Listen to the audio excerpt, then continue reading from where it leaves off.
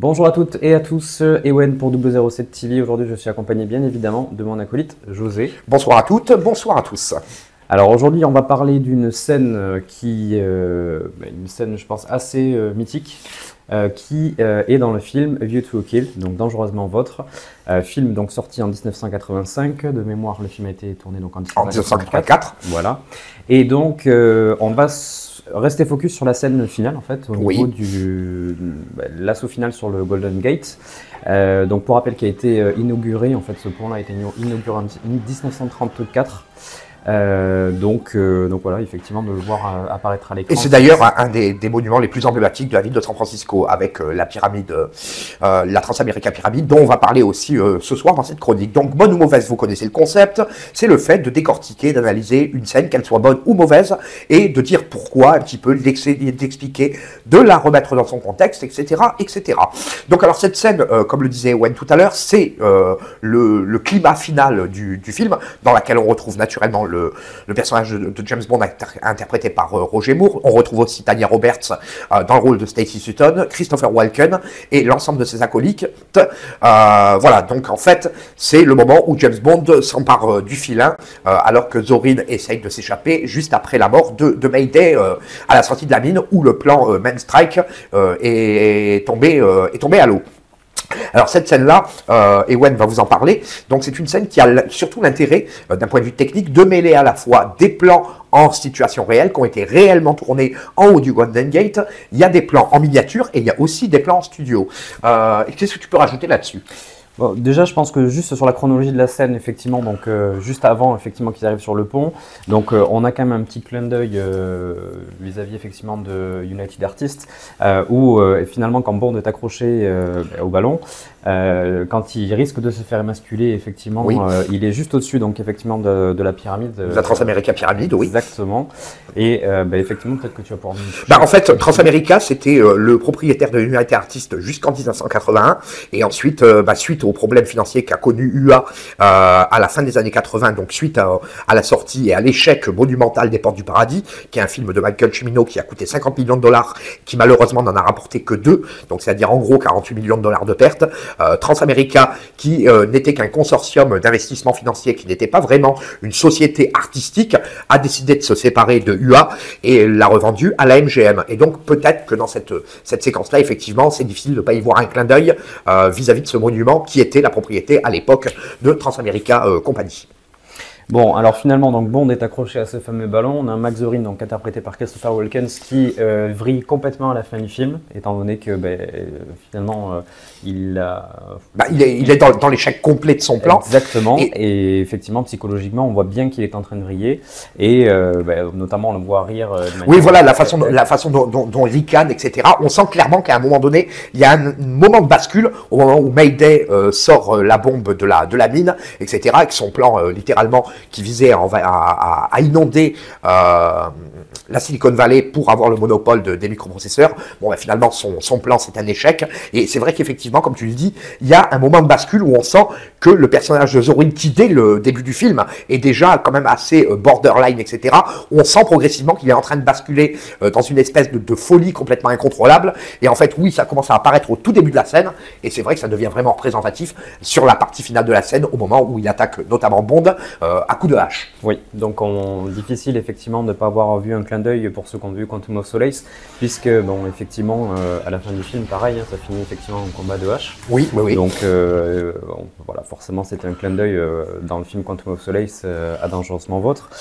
Également, donc, ce qu'on peut parler, c'est que en termes de qualité cinématographique, déjà, on a une colorimétrie qui est quand même exceptionnelle sur les plans. Oui, en fait, oui, ça représente un petit peu ce que je dis régulièrement dans les chroniques bonnes ou mauvaises concernant les films de John Glenn, où serait vraiment, pour le coup, la photographie est extrêmement travaillée, on a énormément de couleurs, c'est extrêmement chamarré, extrêmement chiadé, etc. On sent vraiment qu'il y a encore une fois un énorme travail sur le côté purement technique. Bon, là aussi, ce sont des noms qui sont très connus, et c'est des noms que je cite souvent, c'est à savoir Alec Miles, Arthur Wooster pour la partie purement maîtrise de la caméra, John Glenn à la réalisation, Gary Ganivan qui s'occupe de la technique deuxième équipe, et surtout le directeur photo Alan Hume Et c'est vrai que c'est en quelque sorte ce quatuor ou même ces 5 personnes qui ont assuré tous les James Bond de 1981, de Rien que pour vos yeux, jusqu'à Permis de tuer en 89. Bon, à l'exception naturellement d'Alan Hume, qui n'a assuré que la photographie des 3 premiers films de Roger Moore. C'est vrai que cette équipe technique, finalement, elle arrive à obtenir un résultat de rendu sur la pellicule qui est quand même assez remarquable. Bon, aussi, occasion de saluer le travail de John Richardson en ce qui concerne les miniatures et les effets visuels. Tout à fait. Merci pour cette précision. Voilà. Bon, effectivement, ce qu'on pourrait aussi rajouter, je pense que globalement, en termes juste d'interprétation, on est vraiment sur du haut niveau. Oui, pour l'interprétation de Christopher Walken, naturellement. Également, et puis même celle de... Bon, on voit quand même quelques plans avec Roger Moore, donc en prise de vue réelle. Donc là, effectivement, un petit bémol par rapport à ce que tu disais, puisqu'effectivement, bon, sur le fait qu'il y ait une partie studio, etc., on voit quand même clairement la différence. Oui, à un moment donné, c'est vrai qu'effectivement, on voit des décrochages. Bon, c'est dû naturellement, et ça on l'a souvent dit, c'est dû notamment à l'utilisation des incrustations, des projections latérales et frontales. Et c'est vrai qu'effectivement, bon, même si c'était un film qui date de 1984, c'est vrai que par rapport à aujourd'hui, ce qu'on est capable de faire avec le principe des fonds verts, etc., les incrustations, l'utilisation du numérique, c'est vrai qu'on sent quelque part qu'il y a une... comment on pourrait qualifier ça au niveau de l'impression visuelle? On sent clairement qu'il y a une ambiance qui n'est pas la même entre les plans tournés en studio et les plans tournés en naturel. Mais disons que globalement, je suis d'accord avec toi, mais disons que ça ne nuit pas à la cohérence globale de la scène.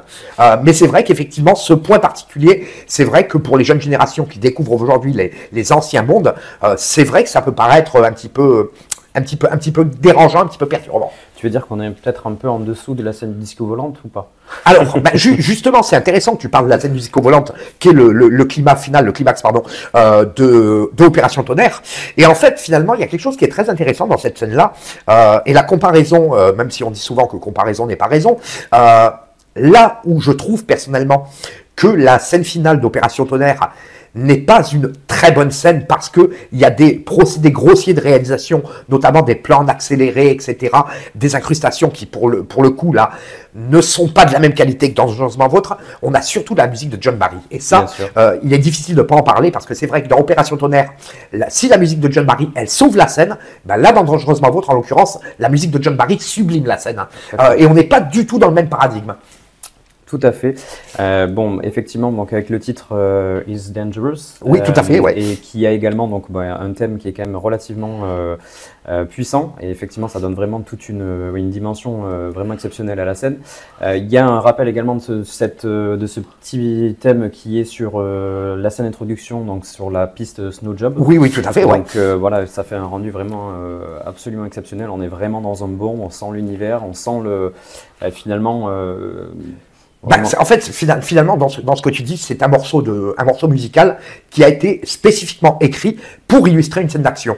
C'est vrai qu'il apparaît dans le pré-générique de manière un petit peu orchestrée, un petit peu différemment. Il apparaît dans la scène finale, on l'entend plusieurs fois dans le film, etc. Et c'est vrai que c'est, pour le coup, je dirais pas que c'est le thème principal du film, parce que le thème principal, c'est A View to a Kill dans ses différentes variations en version instrumentale. Mais c'est vrai que ce morceau-là, c'est quand même quelque part l'illustration sonore du film. Tout à fait.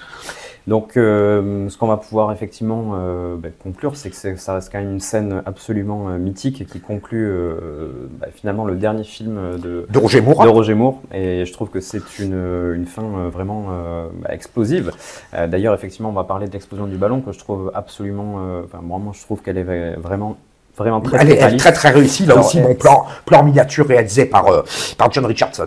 Donc il s'agit bien d'une maquette. Oui, c'est une maquette, bien sûr. Est-ce que tu sais à peu près la dimension qu'il y avait en fait, si on s'en réfère à celle qui est actuellement à Bandit Motion à Prague, bon, et qu'on a pu voir aussi à Bruxelles, et bien avant ça à Londres, à l'époque de Covent Garden, la maquette qui existe actuellement, qui est visible, je dirais qu'au bas mot, elle doit faire à peu près, je dirais pas loin de 2 mètres de longueur. Ça veut dire, grosso modo, par rapport à la taille réelle du ballon, c'est un Skyship 5000 qui doit faire à peu près dans les 40 mètres de long en taille réelle.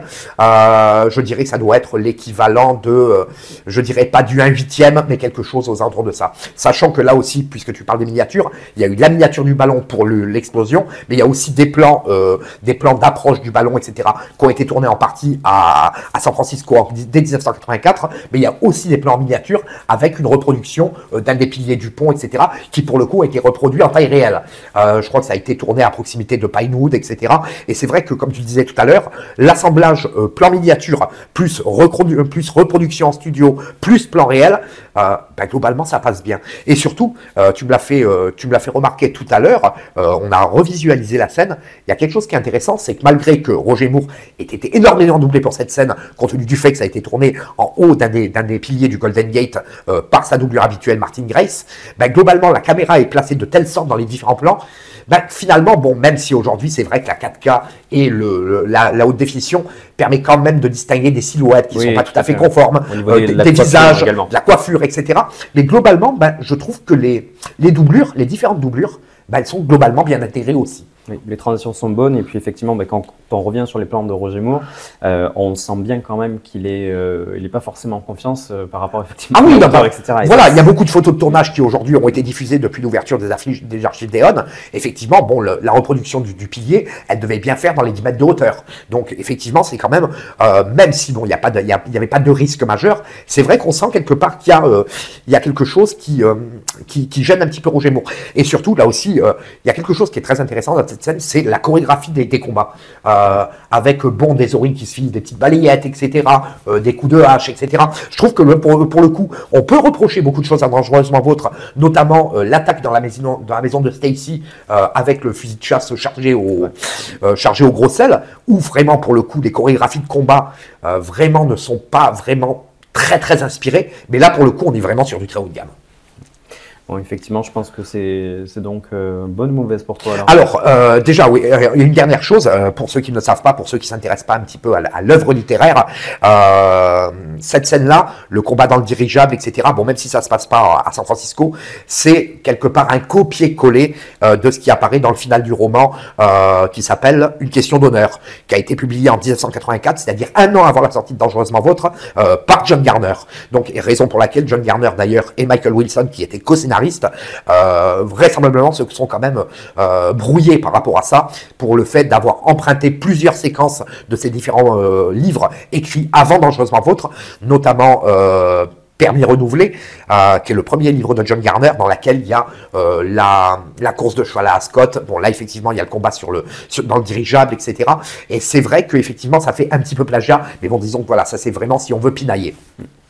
Bon, alors... Et donc, pour répondre à ta question, moi, je considère que c'est, pour le coup, pas une excellente scène, mais c'est une bonne scène. Je trouve qu'elle clôture vraiment de manière très convenable, voire très correcte, voire très bonne, le dernier film de Roger Moore, comme tu le disais.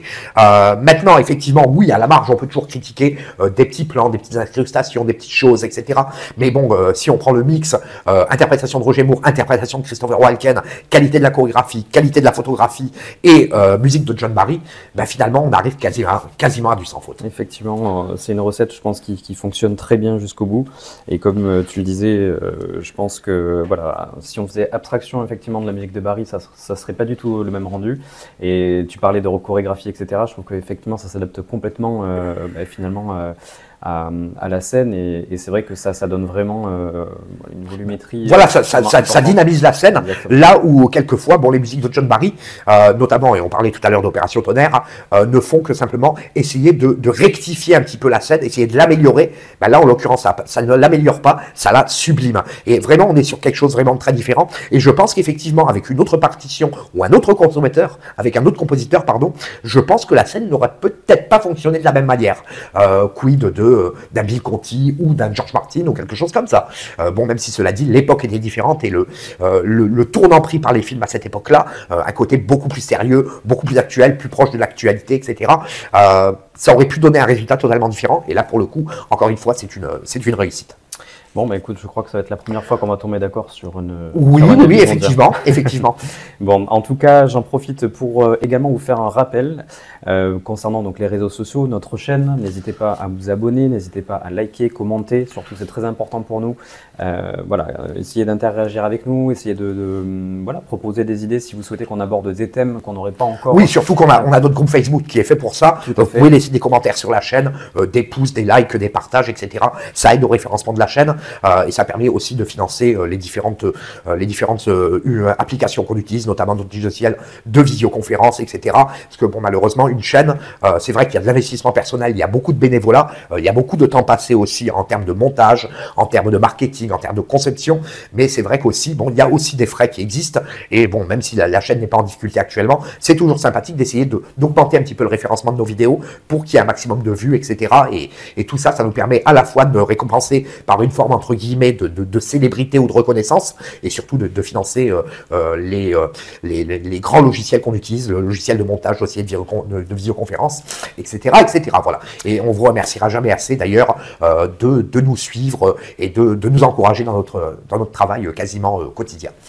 Donc n'hésitez pas à vous abonner à notre compte Instagram qui va s'afficher juste en dessous, également donc X, TikTok, et puis bien sûr notre groupe Facebook, et puis surtout vous abonner à notre chaîne si ce n'était pas le cas, mais je sais que c'est déjà le cas. En tout cas, j'en profite également pour vous remercier, j'espère que cette vidéo vous aura plu, et on vous dit à très bientôt sur 007 TV. À bientôt, merci.